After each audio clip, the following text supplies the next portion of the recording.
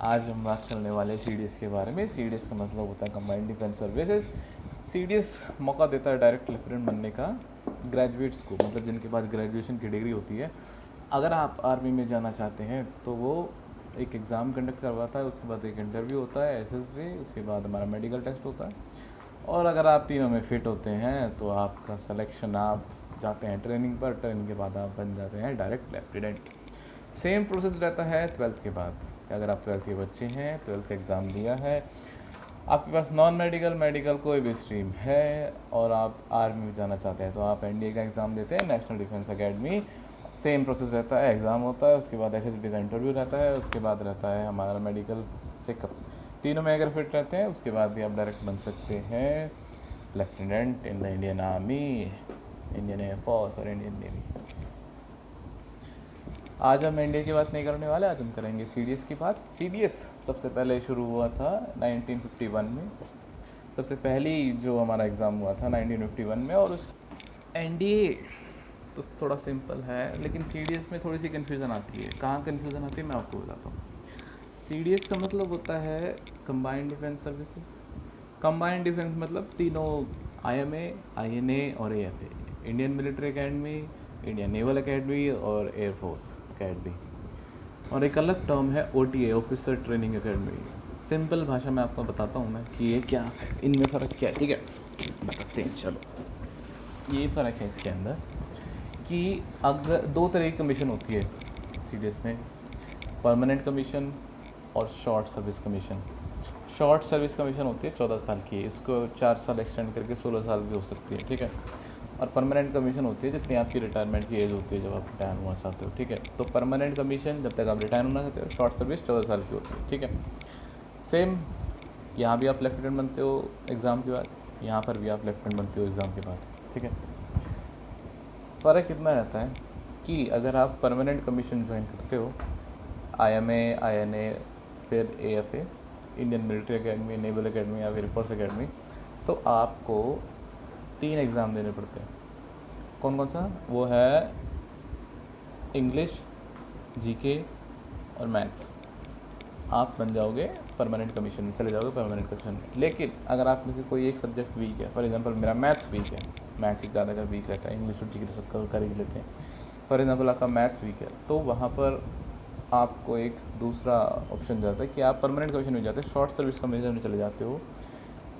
Short service commission में आपको सिर्फ 2 एग्ज़ाम देने पड़ते हैं, जीके और इंग्लिश का, जनरल नॉलेज और इंग्लिश का। उसमें आपको मैथ्स नहीं देनी पड़ती। फॉर एग्जांपल मेरे जैसा बच्चा है जिसकी मैथ्स कमज़ोर है, लेकिन फिर भी मेरे अंदर जज्बा है कि भाई मेरे को इंडियन आर्मी ज्वाइन करनी है as a lieutenant, as an officer, तो वहाँ पे एक ऑप्शन आता है ओटीए देने का, ऑफिसर ट्रेनिंग एकेडमी का। हालांकि वहाँ पे आपकी सर्विस 14 साल की रहती है, लेकिन आप जैसे जैसे अपनी रैंक बढ़ाते जाते हैं आपकी सर्विस बढ़ती जाती है, आपकी जो एज है वो बढ़ती जाती है। तो उसमें कोई दिक्कत नहीं है, आपको सर्व करना है नेशन को, आप सर्व करो, कोई दिक्कत नहीं है। ओटीए दो, मैथ्स अच्छी है तो मिलिट्री अकेडमी में जाओ, नेवल अकेडमी में जाओ, एयरफोर्स अकेडमी में जाओ। ठीक है। मैं आपको सिलेक्शन प्रोसेस दोबारा से बता देता हूँ। सबसे पहले होता है एग्ज़ाम, सीडीएस का एग्ज़ाम, उसके बाद एसएसबी और उसके बाद मेडिकल चेकअप। सीडीएस का एग्ज़ाम साल में 2 बार कंडक्ट किया जाता है।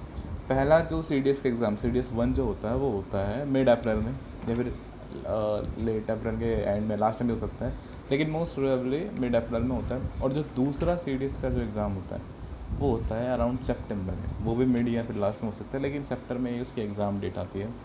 फॉर्म उससे 2 या 3 महीने पहले निकल जाते हैं, जैसे कि जैसे पहला जो सीडीएस एग्ज़ाम होता है उसकी रजिस्ट्रेशन डेट पिछले साल की दिसंबर या नवंबर में निकल जाते हैं। फॉर एग्जांपल 2026 चल रहा है तो 27 सीडीएस 1 के लिए अभी 26 के नवंबर दिसंबर में फॉर्म निकल जाएंगे।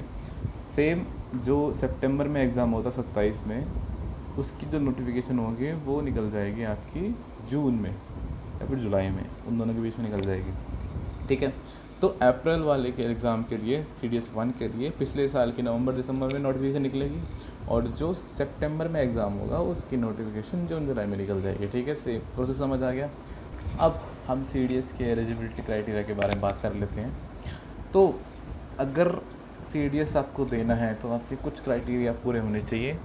क्या है? पहला तो आप देश के नागरिक, भारत देश के नागरिक होने चाहिए, ठीक है।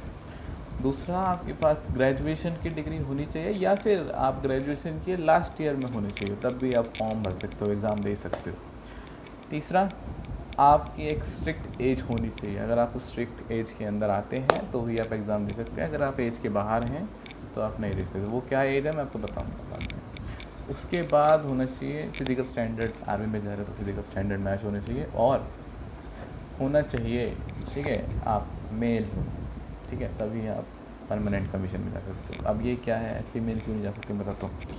अगर आप मेल हैं तो मेल तो तीनों में जा सकते हैं भाई, IMA में भी, इंडियन नेवी में भी, एयरफोर्स में भी, परमानेंट कमीशन में भी, और शॉर्ट सर्विस में भी। लेकिन अगर आप फीमेल हैं तो आपको सिर्फ ऑप्शन दिया जाता है OTA, शॉर्ट सर्विस कमीशन में जाने का। अगर आप फीमेल हैं तो आप परमानेंट कमीशन के लिए CDS में अप्लाई नहीं कर सकती, समझ गए, सिंपल। एज की दिक्कत थी ना, तो इंडियन मिलिट्री एकेडमी में जाने के लिए ऑफिसर आपकी एज होनी चाहिए 19 से 24 साल। इंडियन नेवी एकेडमी में जाने चाहिए आपकी होनी चाहिए 19 से 24 साल। एयरफोर्स में जाने के लिए 20 से 24 साल, 4 साल का गैप है यहाँ पे, बाकी सब में 5-5 का। और ऑफिसर ट्रेनिंग एकेडमी सिर्फ फीमेल्स के लिए, और मेल्स भी जो जाना चाहते हैं 14 साल शॉर्ट सर्विस में, उनके लिए है 19 से 25 साल। एक फ़ायदा दे दिया आपको भाई, 1 साल बढ़ा दी, 6 साल का दे दिया आपको 19। अगर आप 19 से 25 साल के बीच में हैं और आप शॉर्ट सर्विस कमीशन जाना चाहते हैं तो आप OTA के लिए CDS का एग्ज़ाम भर सकते हैं। और आप अनमैरिड भी होने चाहिए बेसिकली।